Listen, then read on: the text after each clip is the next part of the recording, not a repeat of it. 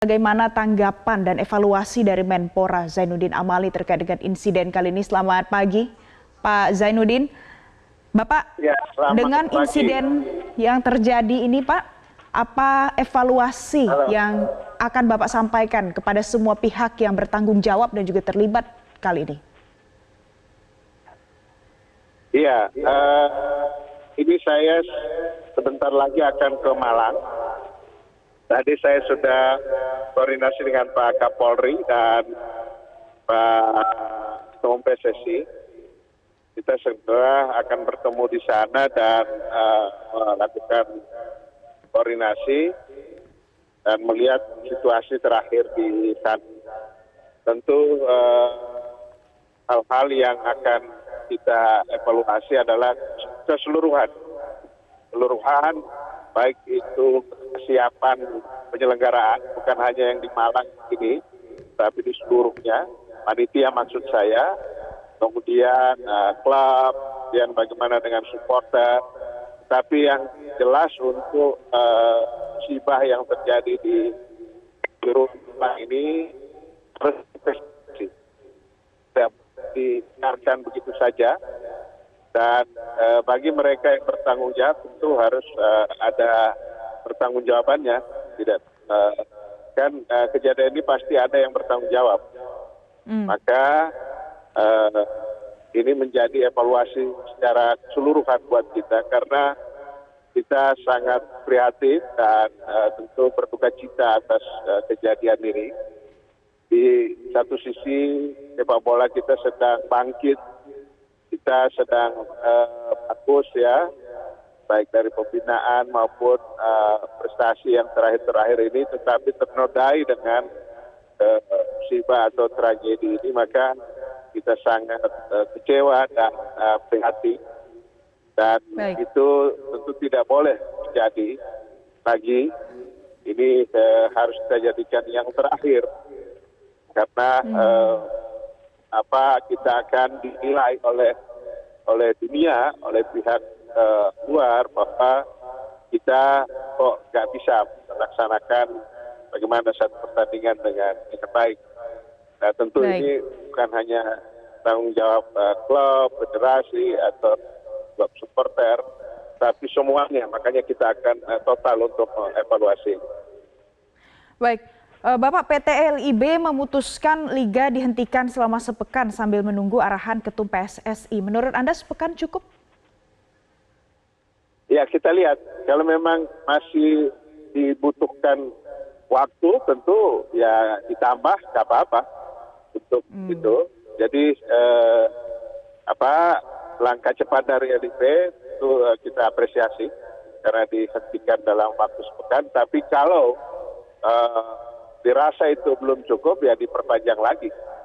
Dan juga apakah kehadiran penonton di stadion itu juga kita evaluasi lagi. Kan tadinya nggak ada penonton. Kita putaran liga yang lalu itu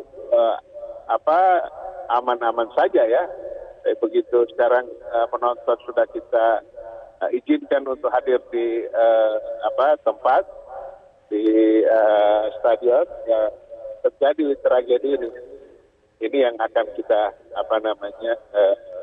juga evaluasi.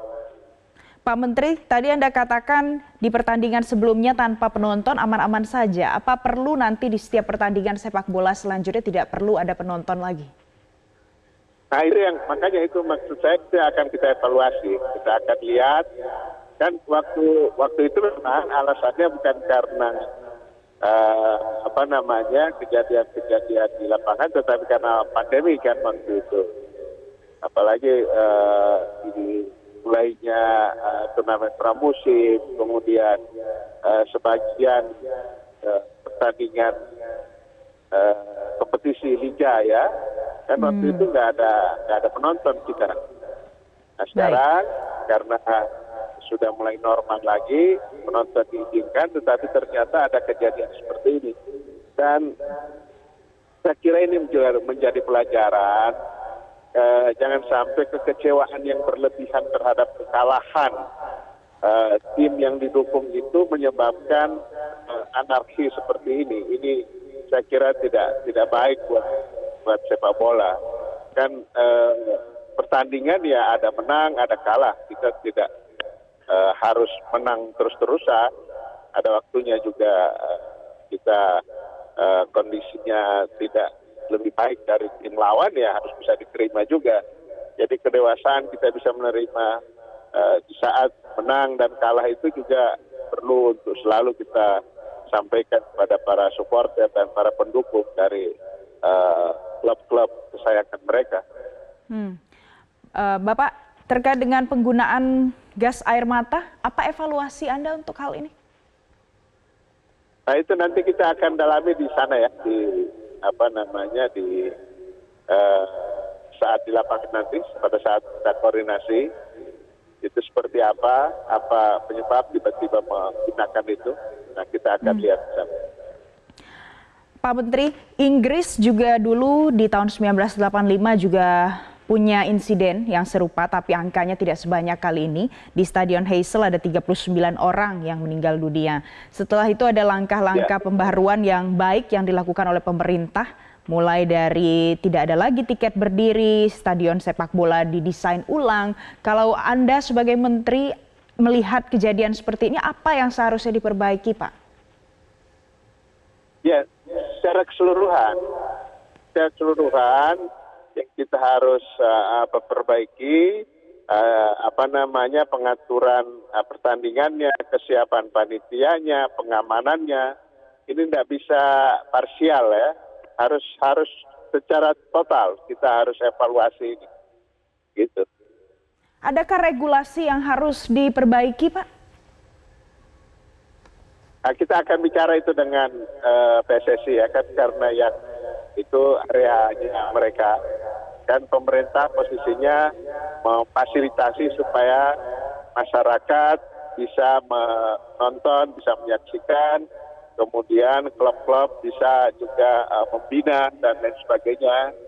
Kemudian dari pihak keamanan juga mereka bertanggung jawab untuk ketertiban dan lancaran dari pertandingan itu. Itu yang saya sampaikan tadi.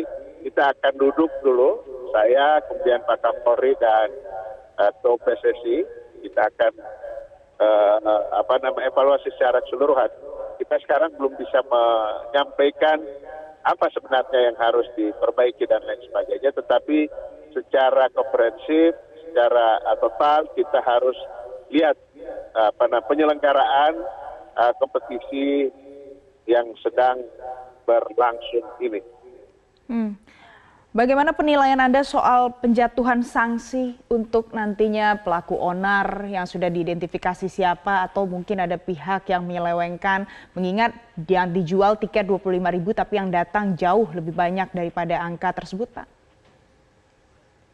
Oh iya, itu harus ada sanksi. Makanya saya bilang tadi, kita harus saya akan minta itu diinvestigasi, dan bagi ya yang harusnya bertanggung jawab, ya dia harus bisa mempertanggungjawabkan itu. Sehingga nggak bisa hanya dibiarkan begitu saja, harus ada sanksi yang tegas, tentu sesuai dengan aturan yang ada.